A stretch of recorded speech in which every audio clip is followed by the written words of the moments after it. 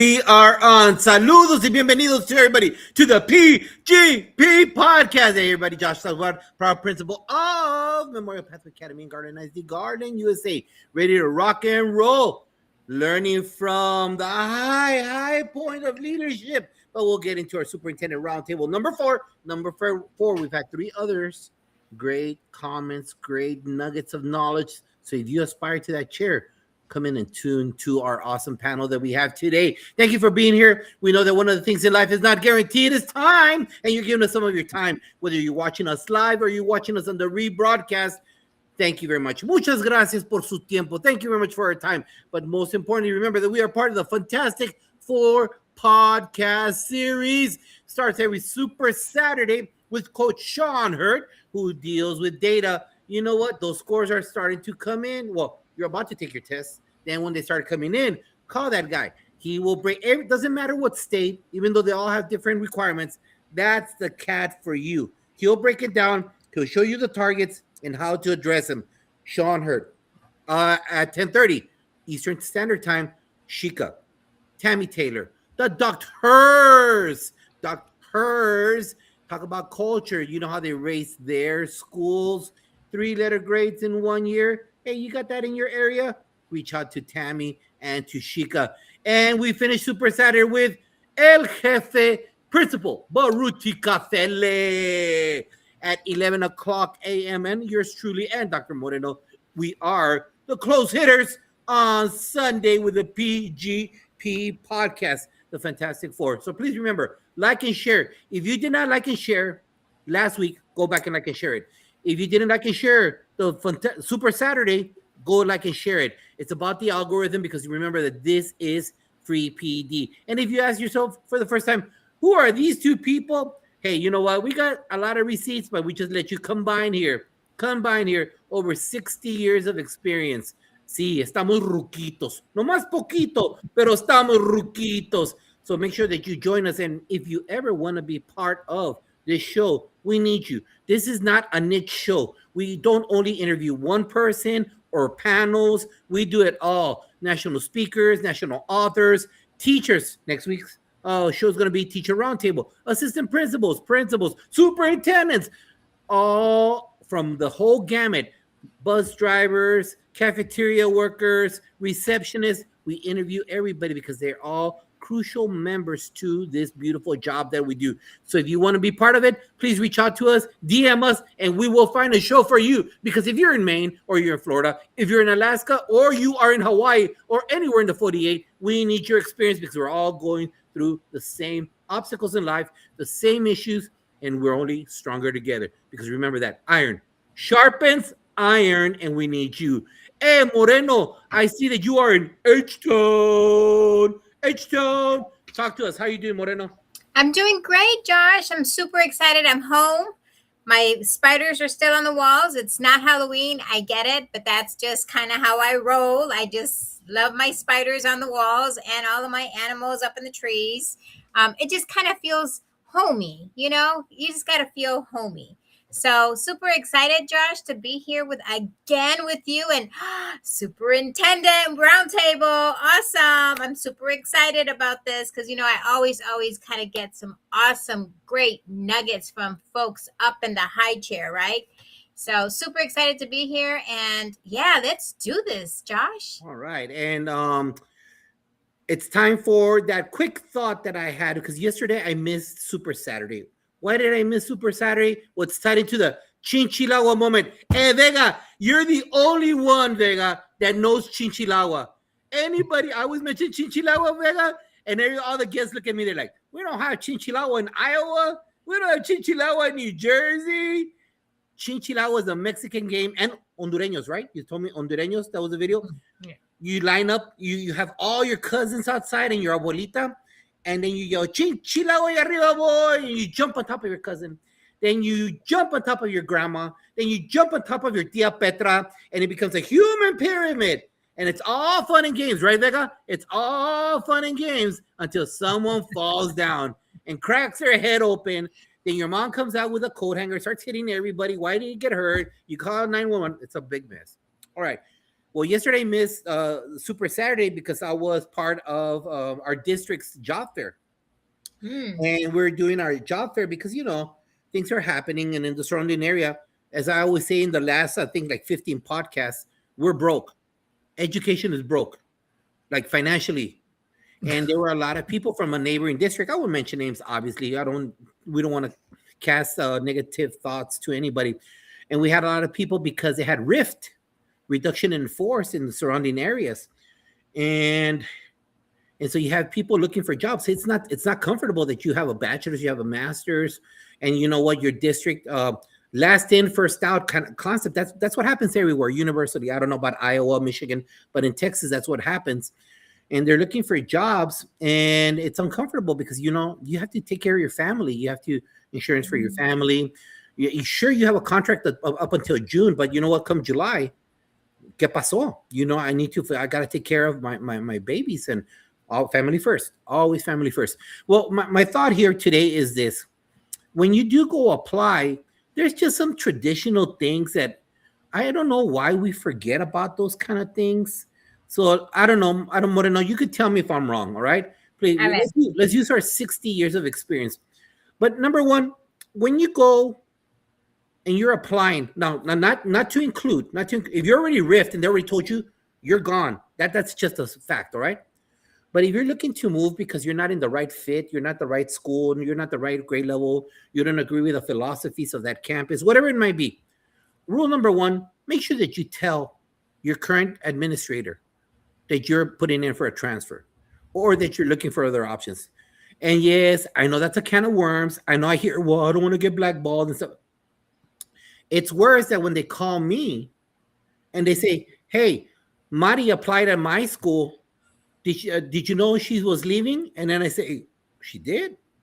That becomes like a big sign. So I don't know. You take it for what a lot of us believe, that just out of common courtesy, professional courtesy, you let us know. The number one: dress the part. Dress the part. If you're going for a table interview and you show up, I'm not saying go in a suit. I'm not saying go in a tuxedo, but dress the part of an educator. Don't go in sweats. Don't go in t-shirts.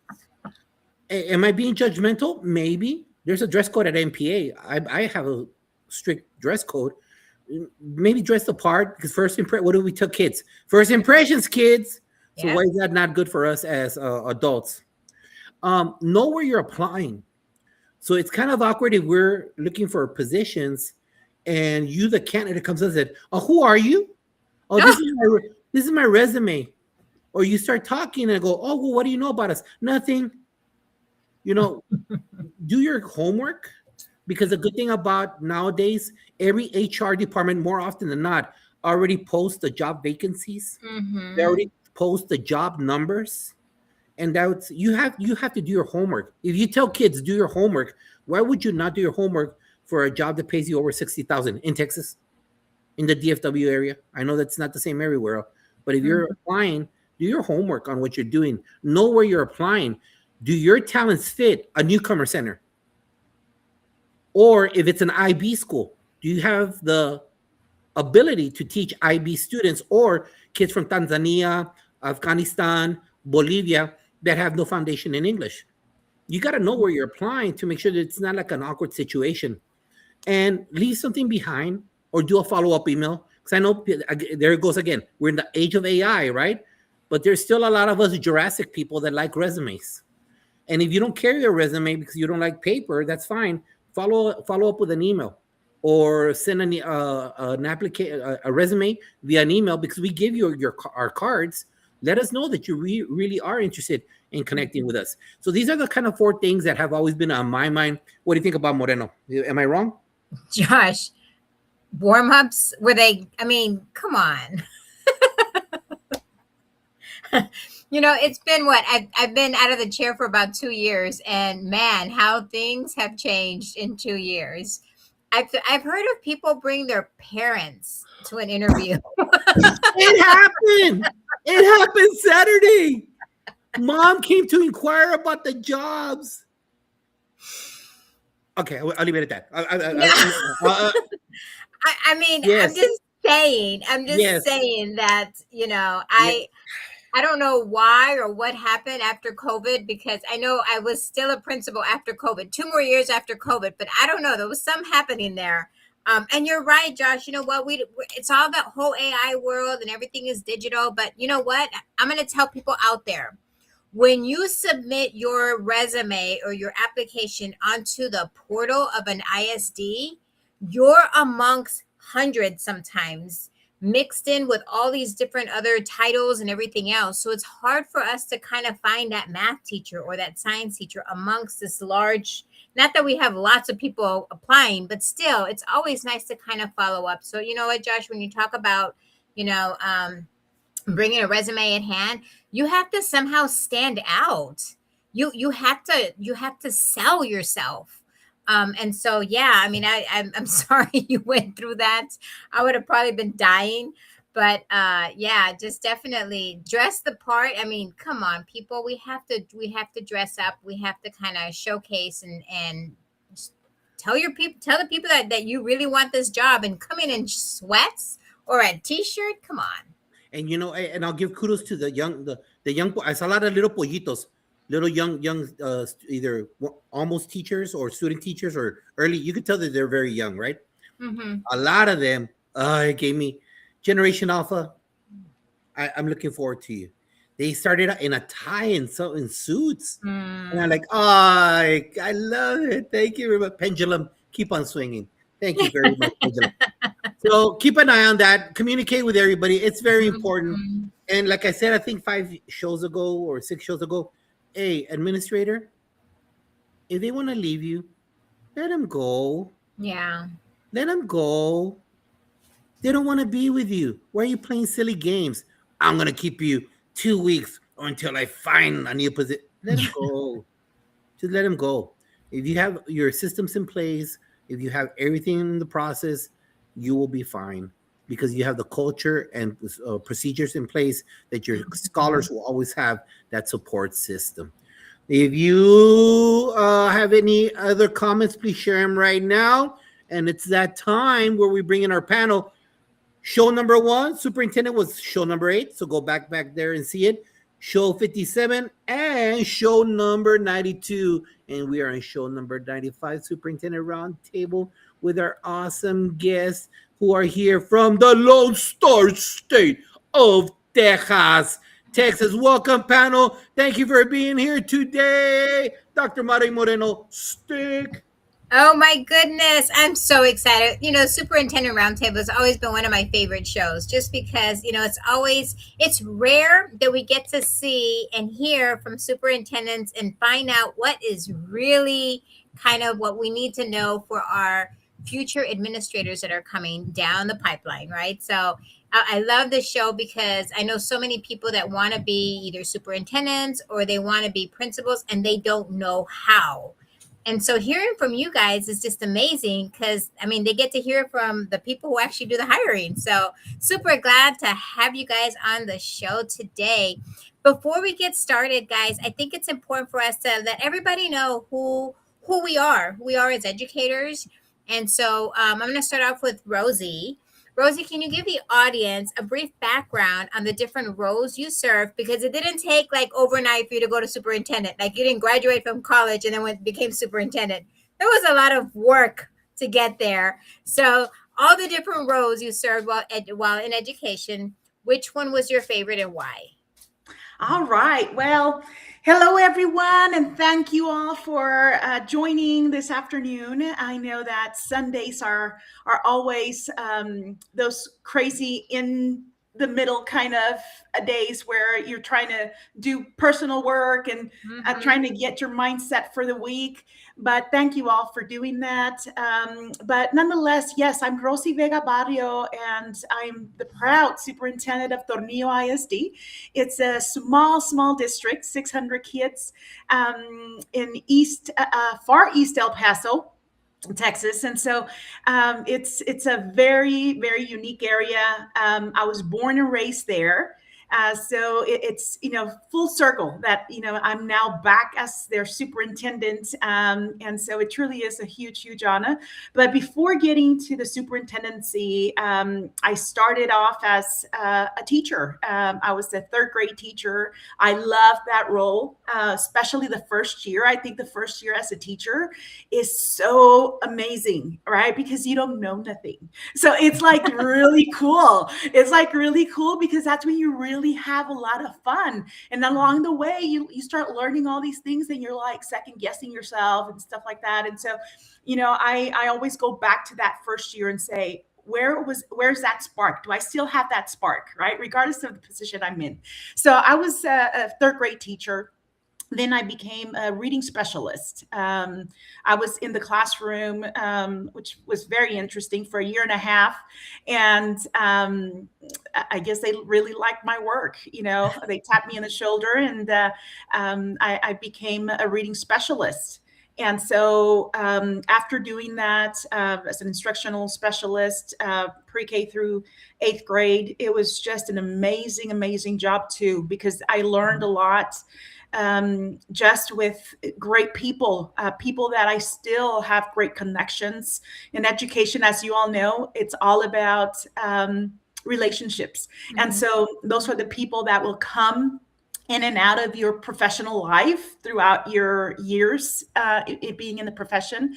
And then I became an assistant principal, also an amazing job. Amazing job. And then I became the principal, opening up 2 brand new schools. And it was so awesome. It really was. Once again, working with amazing people. And then I jumped into the superintendency.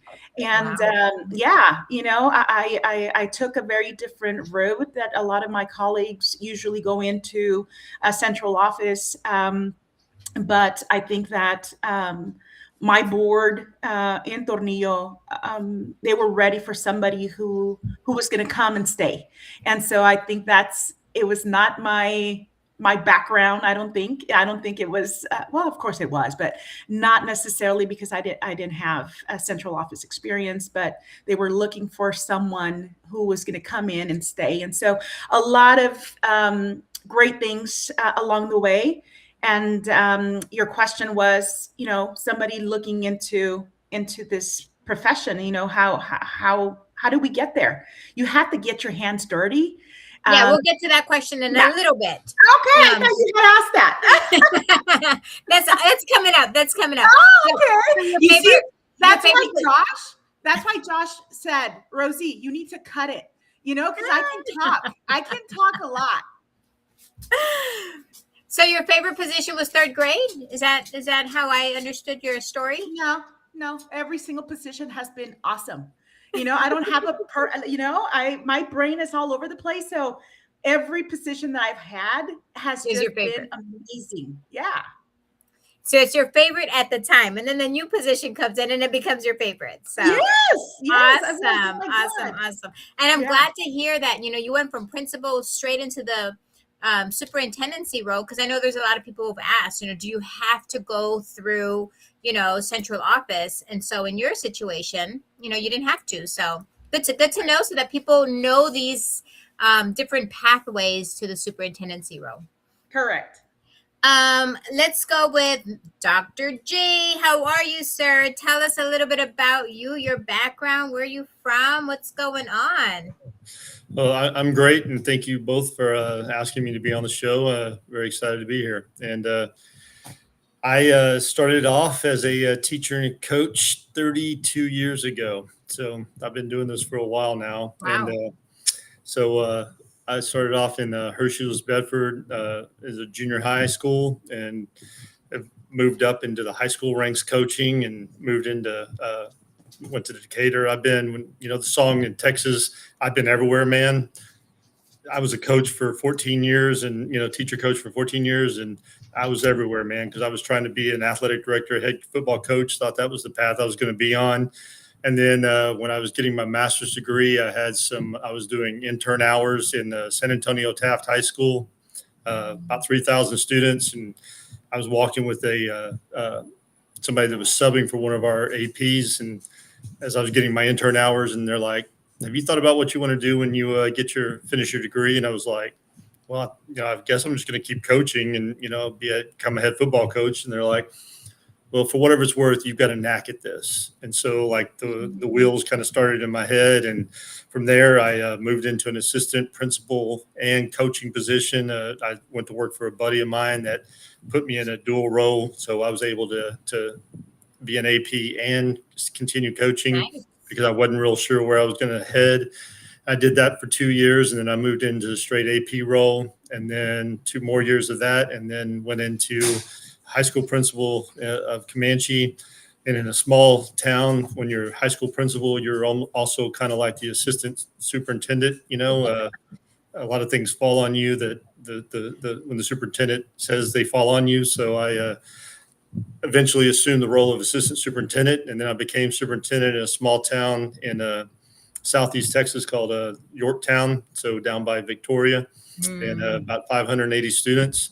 Was there for 2.5 years before I assumed my current role, and I've been here for 8 years now, superintendent of LSD. So, and I often joke that whenever I tell our maintenance crew and custodial crew, I said, guys, when I say that I've done a lot of the things that I've asked you to do sometimes. It's like I've done a lot of the things. I've mowed ball fields, I've painted fields, I've moved lockers, I've done things that you do a lot of things in a lot of roles, right? I've driven buses, so yeah.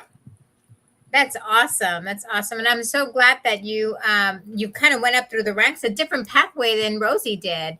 But you know what? It was always nice to kind of be able to do both at the very beginning when you were able to coach and be an AP at the same time. And so congratulations again. 8 years in a superintendent role is actually pretty, snaps to you, sir, because that's awesome. Well, thank you. Josh. Very true, very true. And would like to welcome our guests that are viewing. Rella Hicks, thank you for being here. Central Hicks, hey, hermano, I sent you a text about a meeting you missed. We'll get together in June. Constance Sherrard, past guest, our number one coach, our number one cheerleader, Dot McKeever Jeter. Thank you for the reminder yesterday. Jefe just saw the Knicks. He'll be watching the show on the rebroadcast. Principal Cafele, thank you for being here. Sean Hurd, my carnal, mi hermano. Sean Hurd is here right now. Ali Torres from MPA, thank you for being here. Marlene Bullard, is that the way you say it, Vega? Bullard? And Otis Kitchen, the second from Florida. I'm glad you love the shirt, brother. Love you. Thank you for being here. All right, Chad. Real easy question right here. Let's peel back that onion. Let's peel back the onion a little bit more, right? Who or what made you an educator? Who or what made you go into teaching, and how influential have your parents been to get you to this point in your life? That's a pretty simple question because it was my father on both of those, and my mother, the way they raised me. But I had gone to Texas Tech to be an architect, and so I was in the architecture school. Was in freshman design and realized real quickly that I hated it. And this is not what I wanted to do for the rest of my life. And ended up getting a degree in English and a new field called technical writing, which was basically business writing.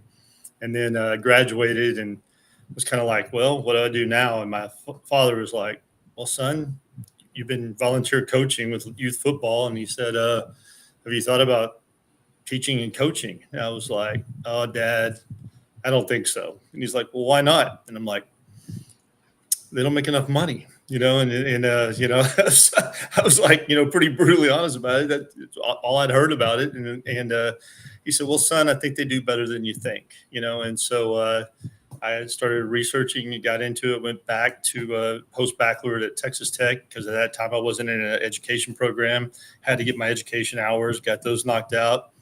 And been doing it ever since. And so my father would be with that. And, the work ethic that my mom and my dad both instilled in me. I grew up in West Texas. And I think I mentioned earlier, that I traveled through Tornillo many times to El Paso, as a kid. But they were very blue collar, very middle class, hardworking people, and they had the most influence. Wow. The way you said it and your reflection, qué bonito. Thank you. That's a great son honoring his dad. Muchas gracias. Vega, talk to us, Superintendent Rosie Vega. Yes, I was just so blessed to have been born and raised in a household that has always valued education.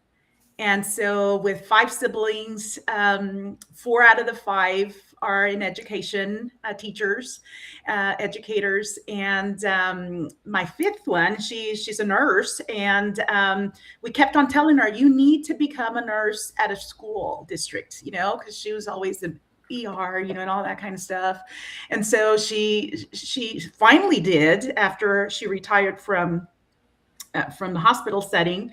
And now she's all like, "Oh my God, this is the most amazing setting to work at." And I knew all along that I wanted to be a superintendent from a very early age. That's what I wanted to be. But what I didn't know, though, is that I had to be a teacher first. So I didn't know that. And so I knew I wanted to be a superintendent. And so, my parents, very hardworking individuals. My father has an associate's degree, worked really hard. My mom, only went up to sixth grade education, but the smartest lady on this earth. And she instilled in us the importance of education. And I do believe that, they have always been my greatest cheerleaders, my greatest, just those sets of examples that I do believe that all children should have in their homes, in their communities.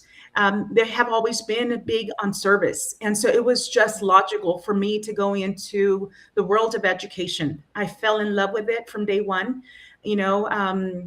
Like I mentioned before, I never worked at McDonald's. I never had a job before going into teaching, which was really interesting.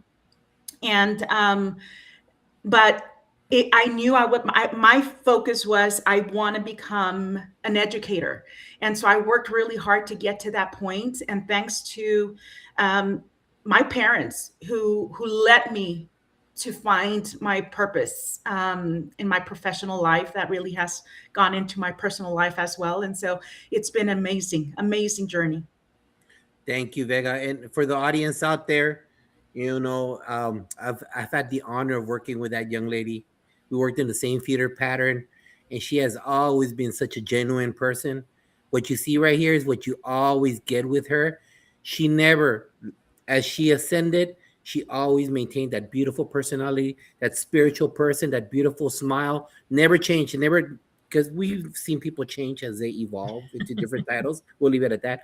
But Rosie, it's such an honor to always, and you're the only one that makes me laugh. I'm not a laugher. You're the only one that makes me laugh. So you're such a special person, and it's been an honor working with you for so many years. Appreciate you, my friend. Same Mari here. Moreno, stick. Okay, so I'm going to go with Rosie on this one because you kind of hinted on this. So the question is, when you were a principal, kind of who did you admire as a superintendent? But this is the part where it kind of gets a little tricky because you said you want to be a superintendent even before you were even a teacher, right? So I guess your question is, when did you know you wanted to leave the principal to go into the superintendent? Because that's what your dream has always been, was to always be a superintendent. So one, who did you admire, right, as a superintendent? Because one always looks up to their leader. So who did you admire? And when was it time to leave the principalship to go and sit in that big chair? Yes, that's a packed question, believe it or not. I think all of our experiences lead us to the positions that we end up going for different reasons. And, as far as admiring, I admire all leaders. I really do. All of my superintendents that I served with have always been amazing. They all have their niche as far as leadership styles, and that you get to learn from. But there's one colleague that I still work with that was one of my leaders from early on, but now I get to work with him in a different capacity because he's a professor at the University of Texas at El Paso, and he was the first superintendent who said, you need to be in that chair, that principalship, and gave me that opportunity. And Dr. Don Schulte, one of the most humble superintendents that I have met. As you all mentioned before, getting to this leadership role, there is a sense of ego that sometimes get in the way of decision making, and really just policies and decisions overpowering who you are at times, and so Dr. Don Schulte, a man that has stayed true to his principles, to his values, to his faith, to his way of thinking about education. That's an individual that I truly admire, in every aspect of the work that he has done for our community and our region here in Texas. So, leading that that model, I have taken a little bit from all of my colleagues. I call them all my colleagues because I worked along with them. So when I decided that it was time, it had to do a lot with when things are no longer in line with who you are and what you represent. I was happy. I really thought that I was going to retire from the district where I was working. I had been there for 17 years. That's a district that grew me as a professional. And from one day to the next, I said, you know what? I saw this posting online. I was not looking. I was not looking at all. And I said, oh my God, this position closes tomorrow. And so I said, it's going to be meant to be if I get on my letters of recommendation, I get all of that paperwork in, and they give me a call. I mean, what are the chances? I've never been in central office before. And it was more of a calling, Dr. Moreno, that something pulled me.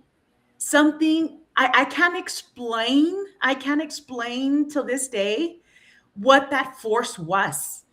Everything aligned because I was not looking. Like I said, I really thought I was going to retire in that district, but I said, this is time.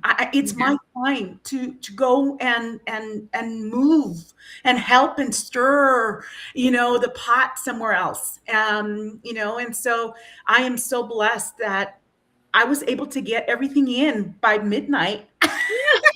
I got the call, and I said, what can they say? It's a no. It's a no. Remind me again, how long have you been in this position?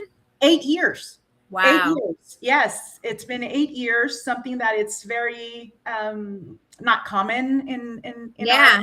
our Just like world. I just told that person right there. It's superintendents have a certain shelf life. I hate to say it that, but Yes. they have a shelf life, right? Oh yeah, by third year, that you better start Yeah. looking somewhere else. And I really hope I get to retire there. And but nonetheless, it was a force that I cannot explain. There were people telling me, "Don't come back." There were people telling me, even my family were like, "No, Rosie, we know how you are. There's no way you can come back to this small town where we still live." And my siblings and friends are working, as teachers there. I mean, it was just like my father sat me down when I got the call and he said, "Are you sure that you're ready for this?" And it was just a calling, and I'm glad that I listened to it. Awesome. Because it's been great. Super, super excited, and thank you a lot for sharing, right, this beautiful story and how you got there. Dr. G, what's your story like? What superintendent did you admire, and how did you know that I'm going to jump into this world of superintendency? Well, I'll go back to, I never thought I was going to be in education. And I always joked that if you told me when I was in college that I would end up being a superintendent someday, I would have laughed in your face because that was so far off my radar. That was not what I was thinking about at all. But like I said, my dad kind of talked me into education. And then whenever I was teaching and coaching, I enjoyed it. But I always felt like there was more. I thought I wanted to be an AD, head football coach, and that was my ultimate goal. But then when I was in San Antonio, I had an assistant principal who pulled me into her office one day, and she's like, "You need to get into a master's program." And I was like, "Okay, why?" And she said, "You just need to get into a master's program." So I got into Sol Ross master's program in Uvalde. And so then, is that where you went to? Yeah. All right. And so then got into that, and then I had a couple of professors who, kind of pushed me along, Dr. Baker and Dr. Moore, and they kind of encouraged me along the principal path. And then I said, the gentleman that was filling in for one of our teachers that was out on, our principal APs that was out on maternity leave, told me I had a knack at what I was doing. And so that kind of started the wheels in my head going. And then I went to take a principal's job, and I worked in Hillsboro first, and worked under a gentleman named Buck Gilcrease, who was the superintendent. Got called into his office one day, and I thought I was in trouble. And he basically said, "I see you sitting in this seat someday," and that started the wheels in my head turning. So then I took my first principal's job after being an AP in Comanche, and started with one superintendent. That superintendent left, and then a retired superintendent came back in. His name was Rick Howard. And while I was there, I needed to finish some hours that I'd started through my master's program towards my superintendency. So I told him, I said, "Hey, I've got to go back, but I've got to have a supervising superintendent. Will you do that?" So he kind of started taking on that role. And then whenever I finished that program, I took the test, passed the test, the first time. And he's like, "Are you going to start applying for superintendent's jobs?" And I was like, "No, I think, I think I'm good here." And he's like, "No, you need to apply." And I was like, "Why are you firing me? You're telling me I need to go?" And he goes, "No, you need to be a superintendent." And so those two gentlemen, Buck Gilcrease, superintendent of Hillsboro, and Rick Howard, superintendent of Comanche, they both kind of became mentors of mine. They did become my mentors, and kind of both steered me towards the superintendency, which, like I said, that was never on my wheelhouse, what I thought was going to be in my realm. But it became a reality. Look at you now. And doing amazing, being in your role for so many years now. It's incredible that you are, that you've accomplished so much. And that's awesome that you've done that, because don't you just feel happy when you're doing great things, right? You have to be happy. I tell people all the time, you got to be happy in the role that you are. Or Josh, right? If you're not happy where you are, then find somewhere else, right? Go somewhere else. So true, so true. Hey, and the grass will not always be greener on the other side. That is fact. You're leaving because you have to do buzz duty. When you go to your new place, you have to do lunch duty and buzz duty and deal with a cheerleading mom. So I don't know. The grass is not always greener, guys. Just remember that. So, hey, you know what, Vega? This next question, it's really... I've always asked this question from superintendents, but it's so Tornillo, because if people don't understand, Tornillo's a little town really isolated in the southwest, the corner of Texas, in the region 19, and it's really isolated. It's far from El Paso, even though it's El Paso County. So it's hard for people that live in El Paso to want to travel to Tornillo, because it's a distance, it's a drive, and people just don't want to do that. It does happen. So the question is this, and Chad, it'll go to you right after that. So what are you doing? But you've been facing this always, Vega. You've always faced this. What are you doing as we have so many people leaving education? Dios mío. How do you deal with that? How do you replace those people in Tornillo, Vega? It's you must do some magic right there. Not only that, and we are getting back in the Jurassic period when I started in the 30 something years ago. We used to have like 5 pages of English teachers, right? We used to have like history teachers. Oh my God, we had like 10 pages of those. And so we always had tons, but now it's hard. If not, they're coming from alt-cert programs. So, Rosie, how are you addressing this lack of a lack of a pool to go not only to Tornillo, but overall? But then when you do hire them and they're alt-certs, how are you supporting them? Because they never went through our pathway of student teaching, student observation hours, taking over classes. We used to do that back in the good old times, but that's not happening anymore. Talk to us, Rosie. Josh, it's, I know a lot of our districts are going through that these past 3 years. Tornillo has experienced that forever.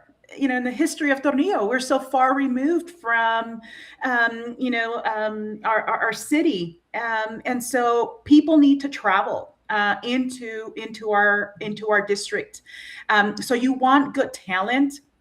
I talked briefly about the importance of networking, the importance of building relationships, because in small towns in rural America like Tornillo, as leaders, we're the ones who have to go and knock on people's doors to come into our district. And how do you do that? By always watching who is the best fit. The people that I worked with, the people that I might know because of the people that I worked with, that would be a great fit for my kids, because not everybody's a good fit. They might be a good fit, a great master teacher, at an urban district, but a small rural community like Tornillo, it takes a very special individual to come in and work with our kids, because it's not just the kids. It's a learning community that you work with. It's the community, because that's our hub. The school is the hub, the heart of the community. And so you have to bring the right people in. And so it's that, knowing people, keeping relationships along the way, that you can go and knock and say, hey, I have this position. Right? Because we might open a position, we might get no applicants. So you have to go out there and be aggressive, and so that's one way. But the thing is, how do we keep them? One thing is hiring. That's easy, right? We'll hire. But how do we support? How do we maintain and retain our people? And I always say this, you have to love your people. With all of their flaws, with all of their greatness, you have to love your people. And how do you do that? It's not by saying, I love you. It's about action. It's about actionable love. And that means that I'm going to support you when you fail. I'm going to support you when you're doing great things, right? And that they know that they're going to be protected along the way from all of the obstacles that we are now, the challenges that we are now being hit left and right from all aspects of education. And so those are the things that I do. I'm, as a small district, just like G mentioned right now, that if you have to drive the bus, you have to drive the bus, right? Well, here, I've been very fortunate. I love instruction. So that's how I support my people. I go in, get my hands dirty, help our new teachers realize that it's okay to fail forward.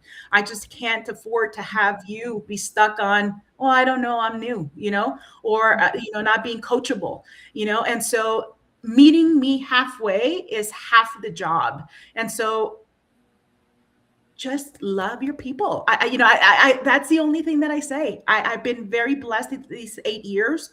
My retention rate is, oh my God, great.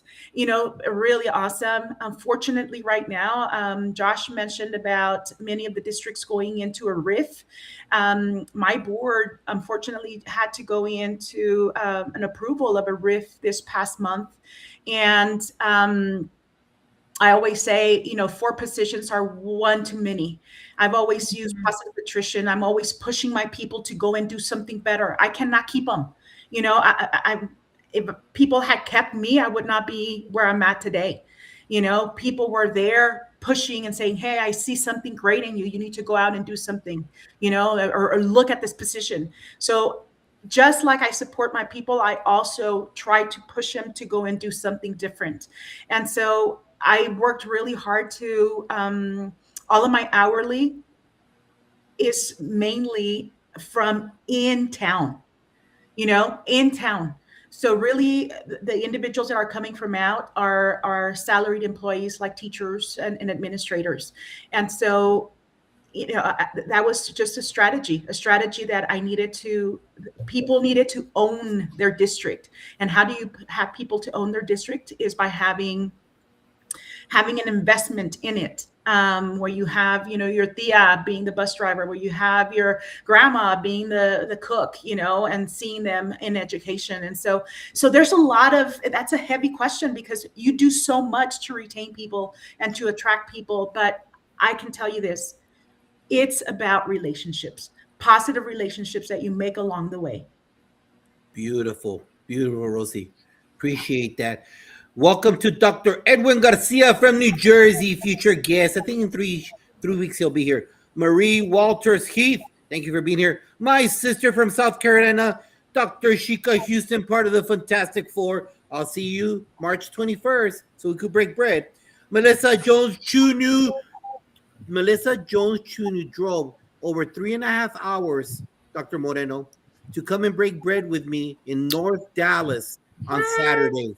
Yes. Thank you. Love. Justin J. McKittrick.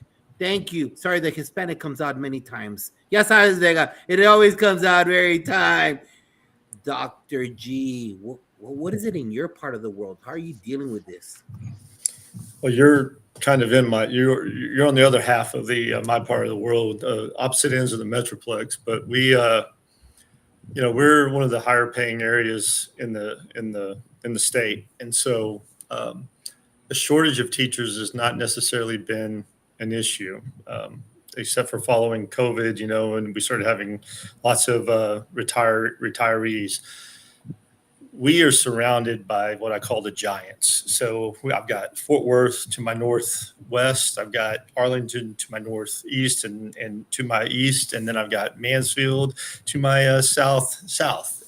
All of them have over 50,000 plus students. We have 2,700. Okay. And so competing for salaries has always been an issue. And, we've been very fortunate where our pool, we have never had a shortage of pools of people wanting to apply in our district because we kind of market ourselves as small town feel, big time appeal. And that is our kind of catchphrase and how we market ourselves to kind of compete with that. Even though we can't pay exactly what they're paying, we're about 4,000 less on our starting salaries than what our surrounding districts are. We've been able to stay in the market. And whenever you look at our salaries beyond 7 years, there's a group called UEA, which is a union, teachers union here, and they like to publish everybody's salary structure all the way out. We're in the top 10 all the way across the board from 7 years all the way to 30 plus years. We're in the top 10 with our salaries. So we pay our experienced teachers very well. We're not as high on their market with the beginning teachers, but it's very difficult to keep pacing with the other districts. And every time the state would increase salaries for teachers and give money to districts to do it, the other districts would just pile that on top of what they're already doing, and we never caught up. Thank goodness with this last round, they actually did the small school adjustment, large school adjustments, and we were able to sit there and make up a little bit of ground there, and but not all of it. And so finding ways to attract teachers. Now, like I said, we market ourselves small town feel, big time appeal. And Josh, talking to what you said, the grass isn't always greener. We've had teachers leave because they could go make more money in other places. And then several of them have come right back to us because guess what? The grass isn't always greener. And, what looks great money-wise, you don't have to deal with that in our district. You're not dealing with the class sizes and some of the issues that you're dealing with in the larger districts. So for us, we've been very fortunate there, and that small town feel has kind of also brought in lots of people who want to be in a smaller district. So it's kind of worked out for us. I will say this. Following COVID, when we did have lots of retirees, our turnover rate went very high, and we've since brought it back down. But whenever I asked the commissioner, and people were struggling to find teachers in certain positions, we were never really short positions. We had a few things that were, hard to fill, and we filled them with our CTE positions. We filled it with our DOI, which is District of Innovation Plans, that allowed us to sit there and hire and certify teachers in those fields. Mm-hmm. And whenever I spoke to the commissioner at a regional meeting, and I said, so what's the plan? And they had just formed their committee the state committee to fill the teacher shortage and troubleshoot all that. And they didn't have any teachers on it. And then they caught flack for that. And then they decided, maybe we need to put some educators on there. And then they did it. And I said, well, Commissioner, what is the plan? What, TEA's plan to help us with the shortage of teachers? And he said, I think you should do what charters do. Well, what do charters do? They hire uncertified teachers, Well, guess what the legislators just passed? Exactly. We can't hire uncertified teachers. So it's like, well, which way is it, Commissioner? And it's like, so, we get mixed signals, and, they do one thing and then they tell us something else. And, for us, we've been fairly fortunate that we haven't really had teacher shortage, but we are constantly competing for teachers because of the salaries. So what we kind of do, because we can't keep raising salaries, and with everybody closing schools around us and riffing teachers and laying off teachers, there's not really a shortage of teachers right now. But to keep the teachers that we have implemented a 4-day school week. So that's nice. Where we've gone to is, and following COVID, what I kept hearing was, work-life balance. And I'm like, well, where's the work-life balance for educators? Because we were told you will be in schools and you will open the doors and you will, feed kids, bus kids, well, everybody that's in education never really got into that work-life balance. When they saw their spouses, their neighbors, their family members who were able to sit there and work from home, and we weren't allowed that luxury, and, because it was an epic failure whenever we tried to do synchronous, asynchronous, with everybody in school, that didn't work. It works for some students, but not all students. And so we never really had that work-life balance. And so with us moving to the 4-day calendar, 4-day school week, was to basically give our educators that work-life balance back. Nice. So real quick, don't want to spend a lot of time on that, but some people like in Iowa, Nebraska, some superintendent might want to, hey, what do you mean by that? Could you just give like a 45-second Cliff Notes version of what a 4-day week is, to include the aspect of football, all the UIL activities? How is all that affected? Just you don't have to go into detail, but just to plant seeds in different parts of the country. But it's becoming more and more popular, and there are a lot of states that have already, like Oklahoma was doing it. I know a lot of schools back in Colorado, a lot of school districts in Colorado have done it. There are now, I think, 180 plus school districts in Texas that are doing it. And what it is basically you extend your minutes of your day, because when the state moved us from the amount of days that we had to have on a calendar to the amount of minutes, it allowed us to have freedom to where we could have less days, more minutes in the day. And so that's how we were able to fit it into a 4-day week. Some districts just extend their school year, and they extend it into the summer, or they start earlier. We were able to accomplish it without doing any of that. This next year we'll be at 165 days. We're going to have a hybrid calendar, what we're calling a hybrid calendar. We'll have like the month of August, between Thanksgiving and Christmas break, and start testing around April. Those will all be 5-day weeks, because we have to fit in 165 days. This year we're on a 158-day calendar.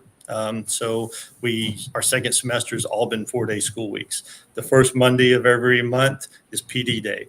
So the children are out, but our staff have PD. Oh, sorry, my dogs are going nuts here. So they are able to have PD on that day, and sometimes we have parent conferences on those days. They're allowed to get their PLCs in. We have PLCs built into our calendar already every day, but it allows them to have more extended PLCs. We also have our Mondays, like I said, it's Mondays off. So most of your federal holidays are on Mondays. So we just pay every Monday. So some of those are federal holidays. Other ones are the Mondays that we're off. That way we don't affect UIL on Friday. And on high school Sir, in Texas, Tuesdays and Fridays are our games. So do not touch football in Texas, sir. no, you don't touch football. No. Sir. Now, some districts do take Fridays off, but they still have their UIL activities because you can't reschedule. But that's why we chose Mondays. So Perfect. Thank you for sharing those thoughts. Mhm. Dick. So, okay, so this is a question that I love to ask my superintendents, because with so many educators leaving the profession, and we have brand new principals that were only in a classroom for maybe 3 years. We have so many young principals now that are in the chair with only 2-3 years of experience. So what qualities or characteristics do you need to lead a school in today's environment? And I'm going to start off with you, Dr. G. I'm trying to keep myself muted whenever I'm not on, so I don't my dogs don't get butt in. I think what you just touched on is a big disservice in education, because everybody's in such a hurry to jump into administration, and they really miss the value of being in the classroom. And I kind of shy away from principals that want to jump directly, hiring somebody as an AP or a principal right into that, because they need the classroom experience. It's valuable. And, for us, our principals, I tell you, guys, I don't hire you to be a manager of the campus. That's the responsibility that's going to come with the role. I hired you to be an educational leader. And in order to be an educational leader, you need to understand what's going on in that classroom, and you need to be able to sit there and, one, coach the teachers that are in that classroom, but you also need to sit there and hold them accountable for what you expect to see in that classroom. And you can't do that if you don't have the experience behind you. And so, I think people rushing out of the classroom to get into the principal role is a disservice in education, and we really need to kind of rethink that a little bit. So, but for those people that you try and hire, what qualities are you looking for? One, like I said, instructional background, instructional leader. To me, instruction. I'm a coach, but I taught core subjects. I was English and history, and so and so whenever I was in San Antonio, all of our coaches, when I was at Taft High School in San Antonio, all of our coaches taught a core subject. There were no electives. We had one coach that was PE, but everybody else was social studies, English, history, science, math. And so, it was very telling, the fact that, you need to have a background in education. My dad, you were talking, about how much your parents influenced your path, Rosie. But, my father, whenever I came home from football practice, I played at Odessa Permian. And when I came home from football practice, he didn't care about how football practice went. The first thing he asked was, do you have your homework done? Education. I was the first person in my family to go to college. My parents both had, my mom got her GED when I was 12 years old. And my dad barely graduated high school, but they did. And like I said, their work ethic, and they worked through things, and, gave me a very good life. But the reality was education is important. To me, our principals better have a good foundation in the classroom. In curriculum. Absolutely. I think for you to move a school, you have to, right? You have to have that background. And what better way of being in the classroom and learning for yourself in the trenches? I love it. Thank you. Thank you so much. Rosie, how about you? What qualities are you looking for in leaderships that are leading our schools, especially because our principals nowadays are very young and inexperienced? Exactly. Well, very simple for me anyway, and it's not just for the principalship. That's for every employee in my team. Is that I need individuals who are heart workers, and that work with a heart.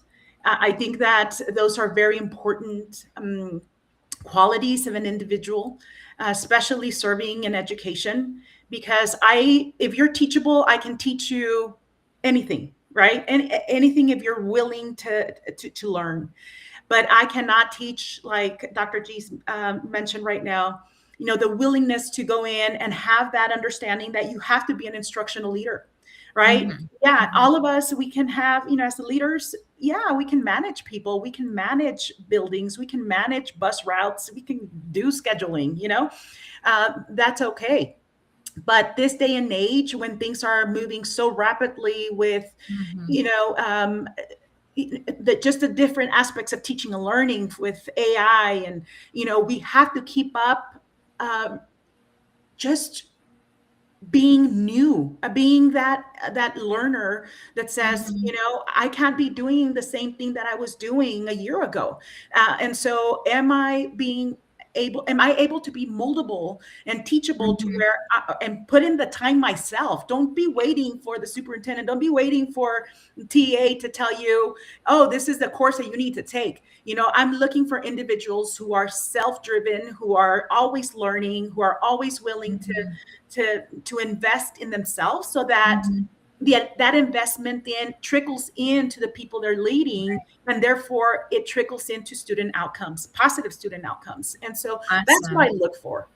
Awesome. Thank you, Rosie. And I hope if everybody is like listening to me right now, like and share this, because both of these people right here just gave some awesome, awesome advice for many people out there who ask me those questions. And I love hearing it from the superintendent's mouth right here. We heard it right here. So please like and share it so that the algorithm kind of reaches other people and reaches your PLNs and your networks and your feed. So please like and share if you haven't done it right now. Right, Josh? Exactly. Rosie, now that you've been there, both of you have been there 8 years at your current position. I want you to share with the audience one great experience. Yes, only one, Vega. One great experience that you know what, you saw my vision came to light. Or a little Vega looked at you and said, I want to be a super something, a thing that you said, por eso, that's why I'm here. And coach a future, like an assistant principal that wants to sit in your chair in 5, 10 years.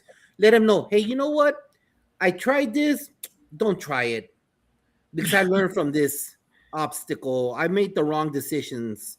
So one awesome experience and one like coaching future superintendents. You might not want to try this. Yeah, so a lot of great things, obviously, but since you're limiting me to one, um, you know, you might be asking, well, how did you know you wanted to be a superintendent from such an early age? I'm, living in Tornillo, being raised in Tornillo, in such a small, and I think that's the reason why I sent that picture of myself, that little picture of when I was little, because it's that picture that reminds me every single day that there's children who are depending on me to make decisions that are going to put him and place him in a path that is going to be better than they even imagined for themselves. And so back when I was in school, I knew that there was something lacking in my district. I didn't know what it was. I didn't know, I was always getting in trouble. And so, but I knew, that I had that skill and that talent to be able to do something more. Yet my district was not providing that. So, wanting to become a superintendent, I said, I'm going to be able to now put into practice what I was feeling back then for students, for all kinds of students. And so, coming back to Tornillo, one of my visions and missions was that my kids were not going to have this, you know, um, this thought that why not them? And so now I'm very proud of the fact that Tornillo is one of the top CCMR districts in our region. And that for me, going in, that was something that I sat down with my school board president. I said, this is what we're going to do. And this is what's going to guide our decisions. This is what's going to guide our practices. And thank God, there are kids coming out of our schools who now have associate's degrees, that have industry-based certifications. When you have a graduating class of 67, 65 kids on average, and we're talking about 93% of them graduating with a CCMR associate's degree, half of them are, and that to me is really the highlight. Now, what is one thing that I would say SUPS leaders, campus leaders don't do? There's no redos in education. If something is not working, we need to fix it immediately. We need to fix it, find solutions within your team to make it happen. We don't have the luxury of waiting to see if a program works, or if, let's give it 3 years. We don't have that. Kids are moving forward. Mm-hmm. And so we need to make sure that we stay true to who we are. And I think that all leaders, we all make that mistake. Let's give it time because, we invested X amount of money or X amount of time. If it's not working, it's not working. True. Awesome. Thank you, Rosie. Exactly. Chad, talk to us. Well, my brain's jumped about 3 different places right now. So, I mean, I've got several different examples, one thing that Rosie just touched on was that fix it immediately. But, I will say that I'm very much about systems, and you have to have systems put in place, but it takes time and change. You got to change culture to put the systems in place. So it may not be working right now, but you got to have faith that it is going to work. And so, I would say that we're in a place now in our district where it's taken 8 years, actually you take off COVID and post-COVID. So I'd say 6 years to get things in place, but we're finally in a place where we're seeing the benefits of what we've been putting in place this whole time.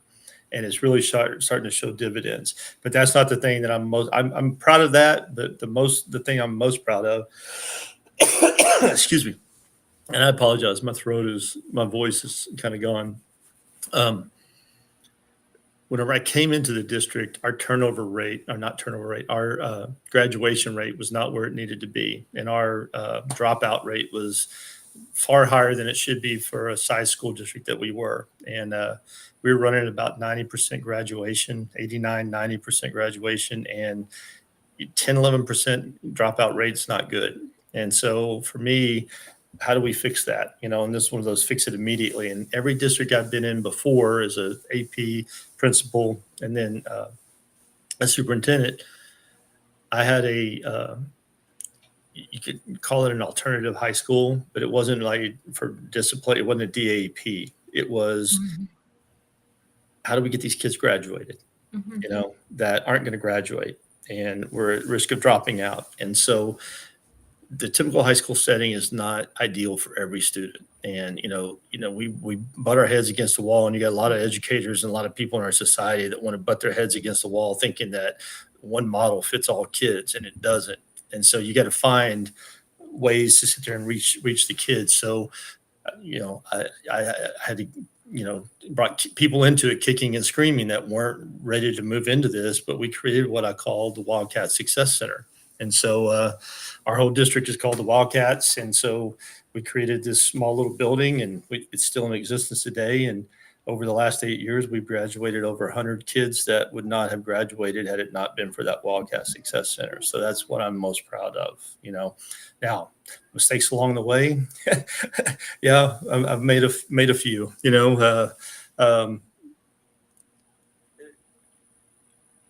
you have to, somebody told me a long time ago, you got to be careful what you say, because everything you say everybody's going to hold you to it, and they're going to hold, it's gospel, it's golden, and you said it, so therefore it's got to be. And so you just have to be very, very careful.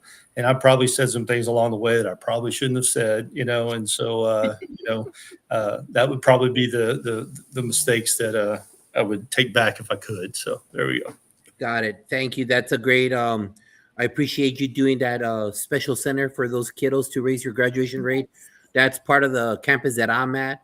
The kids that are 18 years old with 6 credits, the teen parent that has 9 credits but is changing diapers, the kids that are court ordered by a judge. And let me tell you, if they're in the right environment, they will graduate.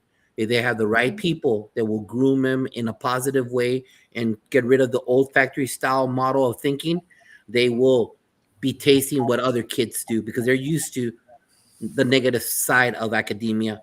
But when you put them in that environment with the right loving people, success will always breed success. And Vega, what you've seen, I remember you saying that you were going to do an early college in Tornillo and that your vision came to life, my friend. Que respeto, both of you. Que respeto for what you've done for your communities, for your leadership, but most importantly, for the beautiful future of your scholars and this beautiful country. Stick. Josh, I'm going to tag on to what you just said. You got to have the right people running it too, and you got to have people that think outside the box, and and can motivate kids that aren't usually motivated. And if you don't have the right person in it, it's not going to work. So Facts. Thank you. So, Rosie, I'm going to start with you with this one. This one's going to be really fast. Just one strategy, Rosie. Just one. Okay.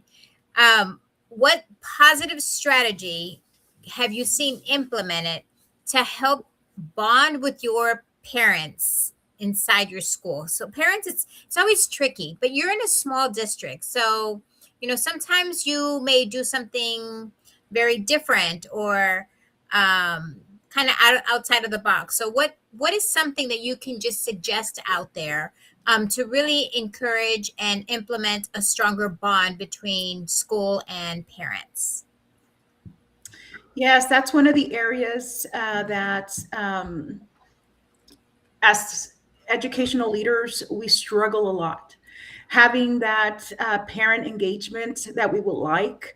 Yes, we have, when we have events, and kids are performing, of course, you're going to have parents there. But what we're truly looking for is that parent engagement that is going to elevate their children to have this great connection between the home and the school. And so one strategy that I would say that now is really taking, just it's being positive in our district. And it can be done regardless of number of kids that you have, is you need to start somewhere, but having those personal conversations with parents about their specific child. We can't be just, continuing to do these, general sessions about whatever's happening in school and about STAR testing or about, discipline or what should we be doing at home to help support the schools. No, now parents don't know what they don't know. And sometimes, they think, in order for me to be active in school is to be present in school. My parents were never present in school. They were always working. But we had that understanding that school was the first and foremost important. That was our job, right? And that we were going to be taken care of. And so if they heard, one of our teachers calling them or stopping by and saying, hey, your Rosie's not doing this, then I knew, where I was going to be at. That's how we supported. Yes. Oh, yeah. So that is, where I see that strategy now for us to, we're small, we can do it. But it takes time and it takes effort, and it's about building relationships. Yeah, Josh talks about it all the time where we have to call parents on good days and bad days, right? Putting that credit in the credit card, right? So that parents feels a part of that. So I love it. We can't just go to the the theater event or the basketball game or something like that. We have to start looking at it from a different angle. And so I love that idea, and I'm glad that you're seeing some positive results with that. So awesome. Thank you. Dr. G, what can you say? What's one strategy that you've seen that maybe works to help engage our families? Well, I was going to say, for me, I don't know that I'm the best at it. I'm not Rosie, and I don't mean that I'm not you, Rosie. I mean, I'm not the rosiest person that I'm just out, I don't call parents. I don't, only if I have to call parents, and I try not to have to do that. But I do try to be visible. I try to be out, amongst the parents, and, I will socialize and try to build those relationships. But our size district, I can't be at everything. And so we have so many events. But what we have done is we have brought in a communication system. We are continuously trying to improve our communication systems. We brought in Parent Square, which allows for two-way communication back and forth between our teachers and the parents in a safe environment. We can monitor all the communication that goes through that. It also translated in languages. We have, I think, over close to 30 languages spoken in our district now. So Wow. Being able to communicate with our parents in a better way. Parent Square has opened and made that a lot easier and a lot simpler. And so really encouraging our principals and our staff to communicate with the families. And that has been probably our biggest dividend. But me personally, I'm not the communications guy, so I used to go It's do always hard for the messages. superintendent to do it. It's always hard because there's so many things. I mean, I know we're in the last question now. Josh is going to talk about some promoting some books and going to the Ghana's question. But I mean, there's so much to your roles. I mean, we didn't even talk about businesses. We didn't talk about, bonds and working with school board members. And, we didn't talk about any of that. So, I mean, it was just a small fraction of the questions that we asked you guys today. So, yeah, I didn't expect you to call parents all the time, Dr. J, but I hear you. I know it's a big monumental task to run a school district, regardless of size, because the smaller the district, the more roles you have to kind of be involved in, because you don't have the 20 people under you. You don't have, your assistant superintendent. So, I mean, I completely understand what you're saying. And Josh, this has been amazing because there's two different perspectives here, and they have so many roles that they have to fill because, they are running a small district. Exactly. And that's where we learn iron sharpens iron.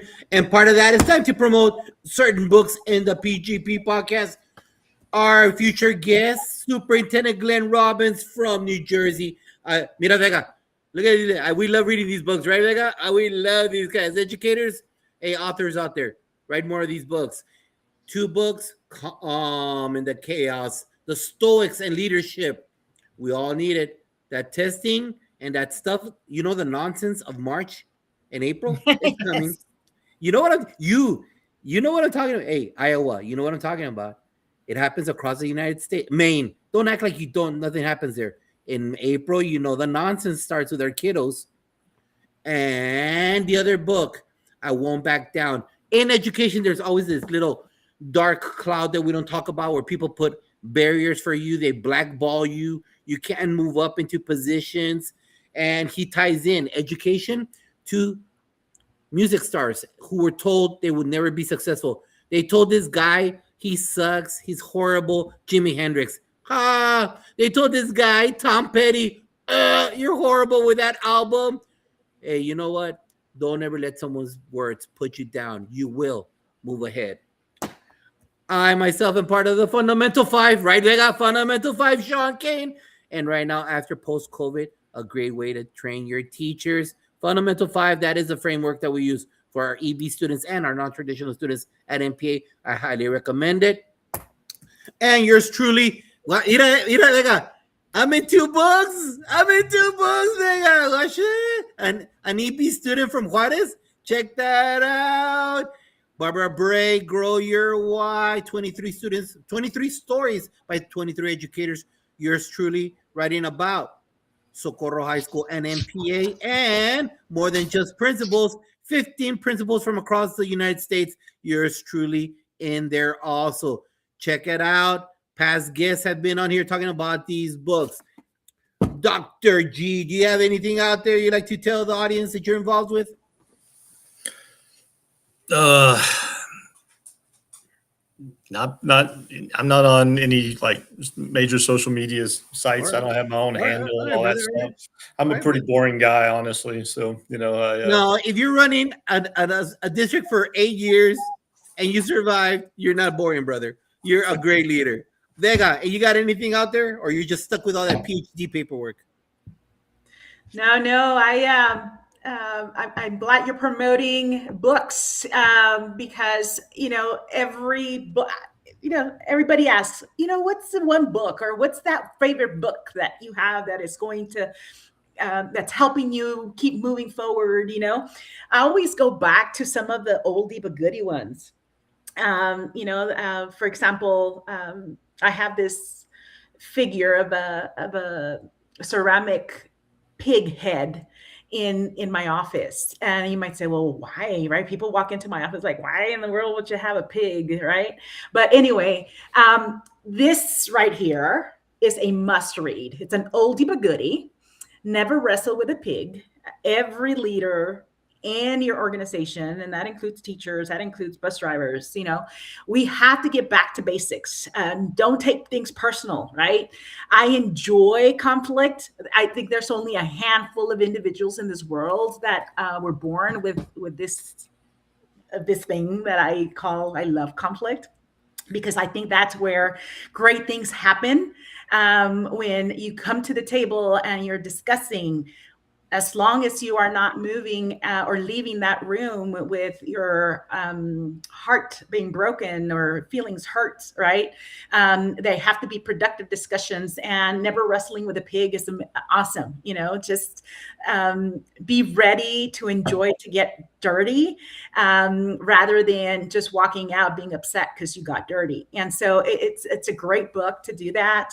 But right now, like you said, I'm really close on getting my doctorate degree. So I've been really quiet on social media. I usually am very active, especially on Next for my work.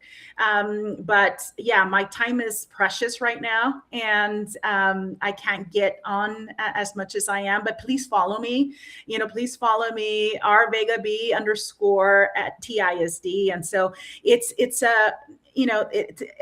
really pictures that depict leadership in a daily basis, and what truly happens in our schools, just this nuggets of what happens in our schools. And so follow me, message me, whatever, but stay current with your reading. I think that is what keeps us grounded, because there's always chaos happening, even when you think, oh, everything's going well. No, it's not. Something's brewing.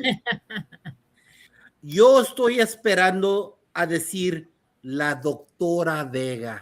Hombre, I'm just waiting for that right there. La doctora Vega. I'm just doing this so that I can have it in my headstone. Yeah. Love it. All right, let's finish. I don't need to be called doctor. Here we go. Ready? Dr. G, finish this sentence. Hey, educator, the rest of the year, I want you to enjoy being a teacher. Rosie, hey, educator, the rest of the year, I want you to have fun.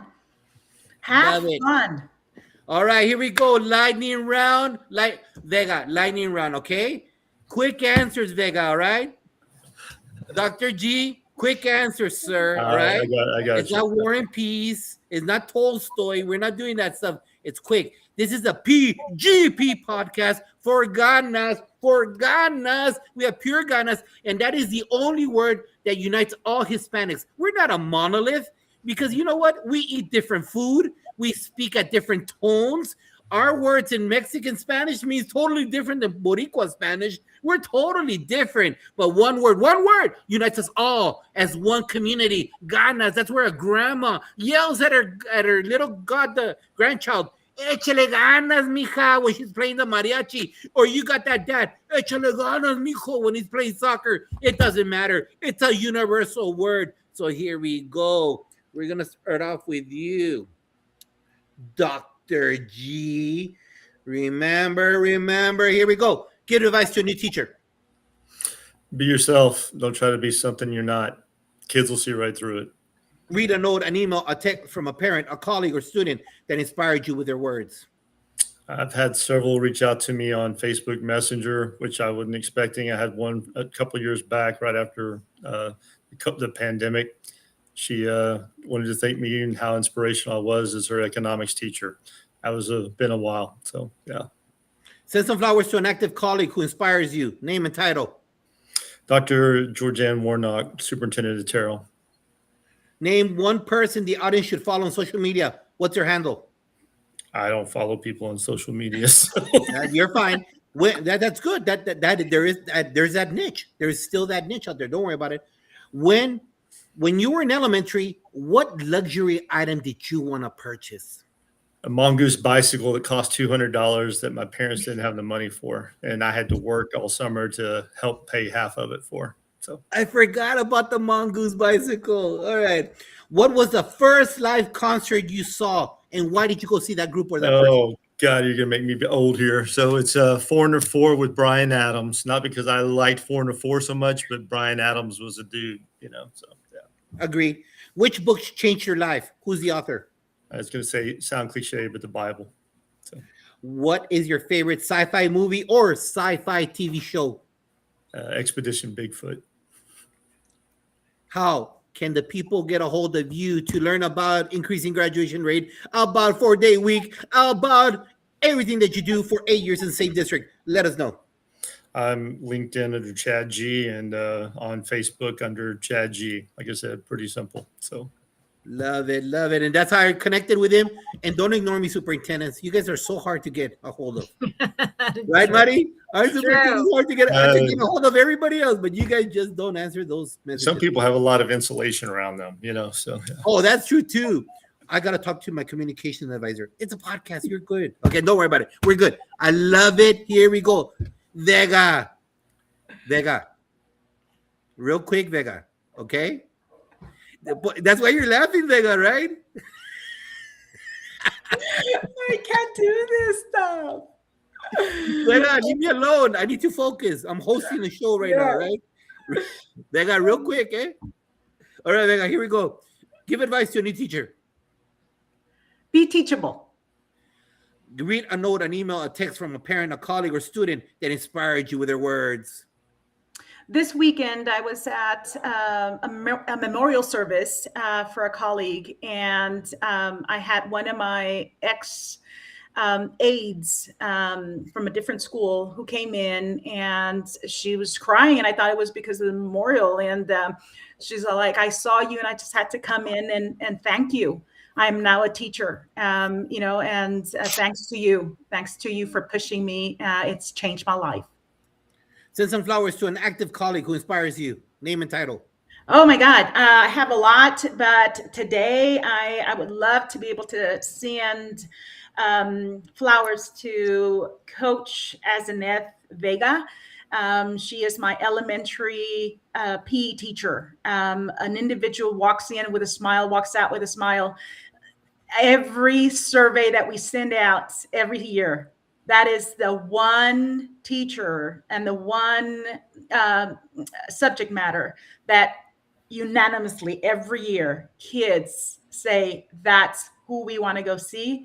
That's where the class that I want to be. So if we could, that's definitely a shout out to her, a quiet soul that does not like, just to be on the spotlight. And so I'm sending out those flowers to her. Name one person the audience should follow on social media. What's their handle? Oh my God, there's so many. But I've been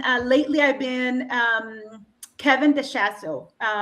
So it's at Kevin DE Shazo. If you are not following him, you want to follow him.